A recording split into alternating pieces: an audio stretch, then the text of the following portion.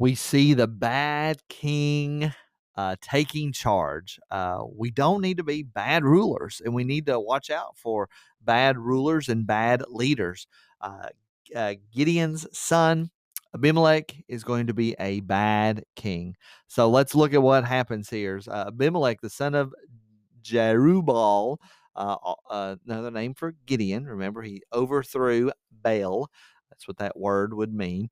He goes to the leaders of Shechem and he says to them, which is better for you, that all 70 sons of Gideon rule over you, or that one rule over you? Wouldn't it be better for me to rule over you than these other 70 sons? Because I am your bone and flesh. My mama it came from your town, and many of you are related to me. So his mother's relatives spoke all of these words on his behalf to the elders and the leaders of Shechem. And so they decided, we'll follow Abimelech. We'll make him our king. So they gave him money.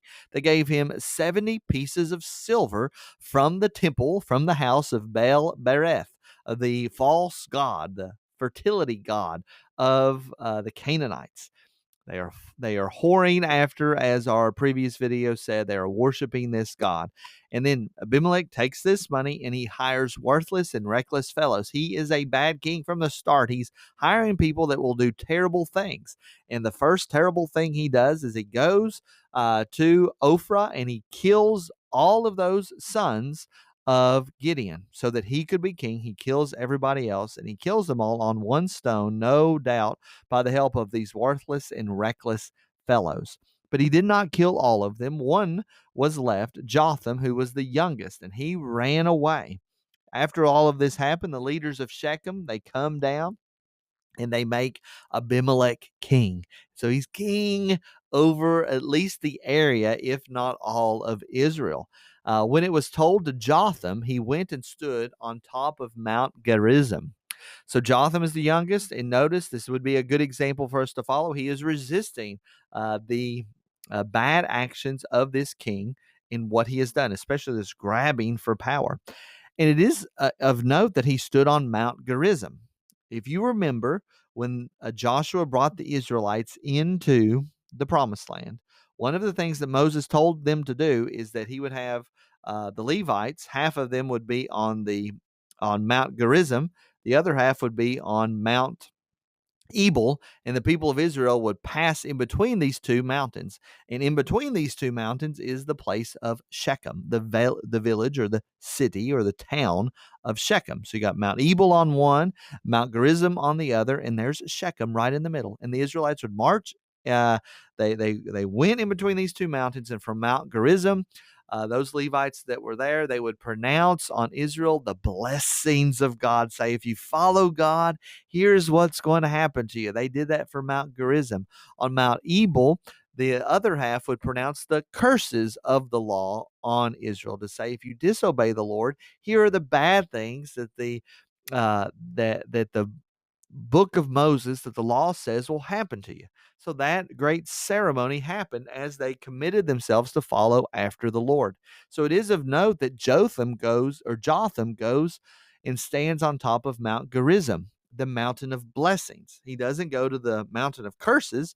He is trying to woo them to follow after the Lord because of his blessings. So he cries aloud and he challenges to them. And he challenges them by telling them a story. He said one day the trees wanted to make a king for themselves. They needed a tree to be the boss. They needed a tree to be the king. And so they started working themselves through their nomination list. And the one that was number one on the nomination list was the olive tree. And they said, "Oh, olive tree, please reign over us." But the olive tree said, "Well, should I leave my abundance? I have all these good olives, and even the gods and the men are honored by all the olive oil that I produce. Should I leave all of this and go be king over the tree?" So the olive tree says, "No, thank you." So then they go to the fig tree and say, "Why don't you reign over us?" The fig tree said, "Well, should I leave my sweetness? I make all this good fruit, this yummy, tasty fruit. Should I leave this to be king over the trees?" "No, thank you." So the olive tree says no. The fig tree says no. Well, then they come to the vine and they say, "Why don't you reign over us?" And the vine says, "Shall I leave my wine that makes God and men happy? And should I leave that to go be king over the trees?" "No, thank you." So the olive tree says no, the fig tree says no, and the vine says no to being king over the trees. Remember, Gideon said no to being king over Israel. And then they go and they ask the bramble bush, why don't you come and reign over us? And the bramble bush said, absolutely. If in good faith you are anointing me king over you, then come take refuge in my shade. And we know a bramble bush, a blackberry bush is not going to produce much shade. But if not, if you're not doing this in good faith, then come out of the bramble and devour the cedars. You're kidding. I cannot. My computer's frozen up, fellas. Here we go. Uh, so so yeah, if you're not doing this in good faith, then let fire come out of the bramble bush and devour the cedars of Lebanon, this great forest there in Israel. So here's a picture of that bramble bush of blackberry, raspberry trees or bushes, and so this is obviously not going to produce very good shade. And then many of you probably are familiar with getting poked by the thorns that are in these bushes and trees. So anybody that would come close to this is going to get rashes, is going to get cuts, is going to rip your clothing. No fun at all. So then Jotham attempts to apply it to them. He says, if you've acted in good faith and integrity and made Abimelech your king, well, then take him as your king. It's going to be good for you. Uh, but if you've dealt well with my house, or with Gideon's house too, if you've taken care of all of his sons and been good to him, remember in yesterday's reading, we're told that they did not do well for Gideon and all the good things that he did for him. He said, if you've done well to them, how he risked his life for you, um, then take your king and go.